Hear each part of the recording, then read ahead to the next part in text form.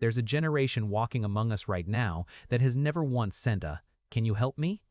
text without feeling like they failed somehow. Not because they're too proud. Not because they don't need help, but because somewhere deep in their psychology, asking for help got wired to mean weakness. And that wiring happens so early, so quietly, that most of them don't even know it's there. We're talking about Generation X, born between 1965 and 1980, the generation nobody talks about, the one sandwiched between the boomers everyone analyzes and the millennials everyone argues about.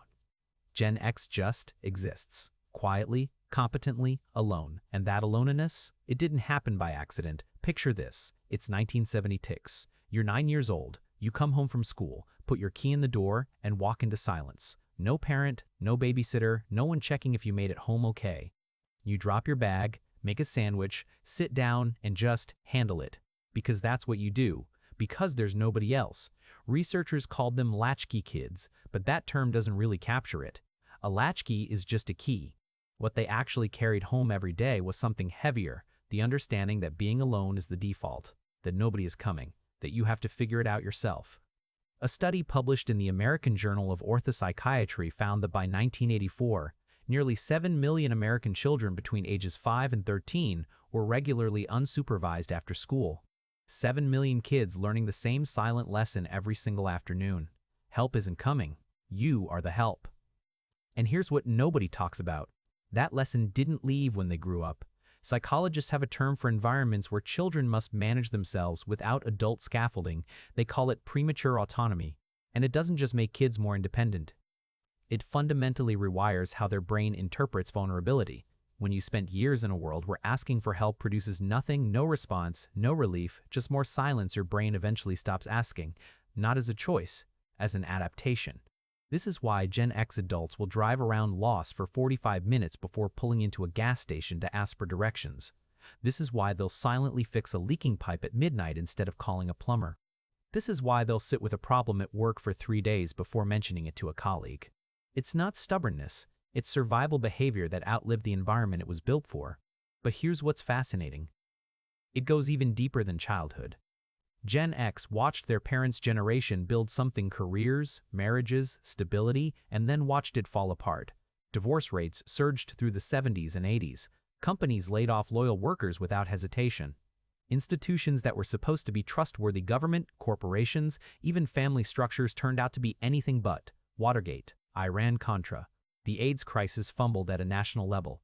Adults in charge, making catastrophic decisions, and nobody being held accountable. So Gen X drew a very logical conclusion. If the systems are broken and the adults can't be trusted, the only reliable thing is yourself. That's not pessimism, that's pattern recognition. Psychologists call it defensive pessimism, a strategy where you expect the worst so you're never caught off guard. But Gen X didn't read about it in a textbook.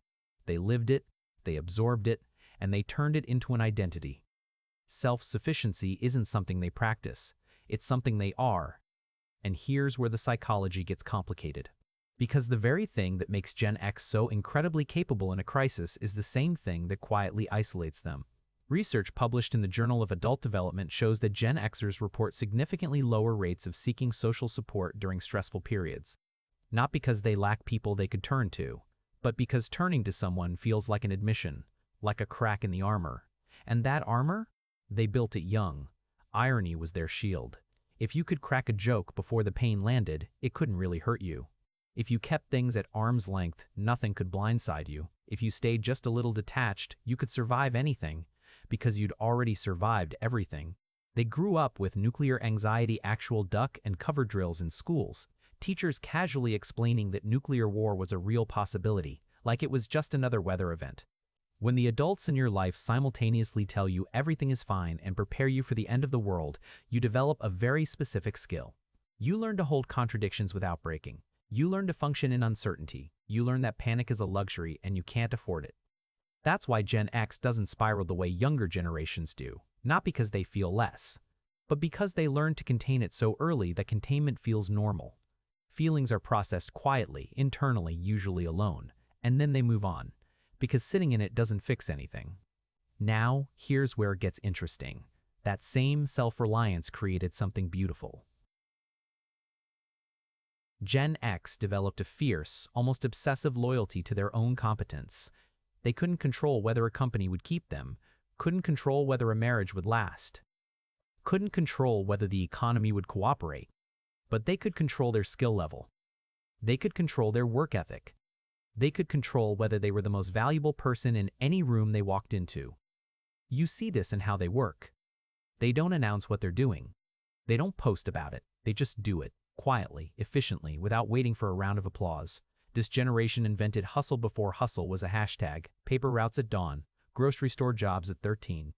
Learning to make change in their heads because the machine was broken and the line was long and someone had to figure it out.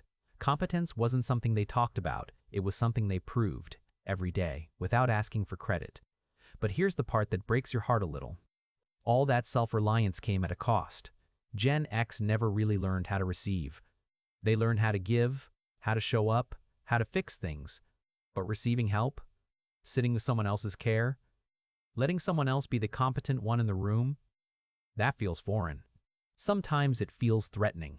There's a paradox at the core of Gen X psychology that researchers find genuinely fascinating. They are simultaneously the most independent generation and the most quietly loyal. They will never ask for your help. But if you need them at 2 a.m., they will show up, no drama, no social media post, no expectation of being thanked. They figured out how to give what they never got, and they do it without making a sound. That's the thing about this generation. They don't need you to notice. They never did. Because the 8-year-old who came home to that empty house learned something that most people spend their whole lives trying to unlearn, that your value isn't determined by whether someone shows up for you. They just kept going. They always kept going. And maybe that's exactly why they never ask for help.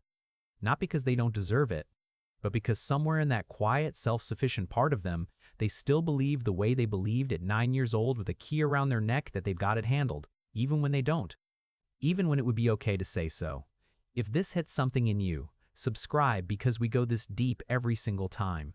And if you want to understand the psychology behind why the people who seem the strongest are often carrying the most, the next video is going to stay with you. Click it. You'll see why.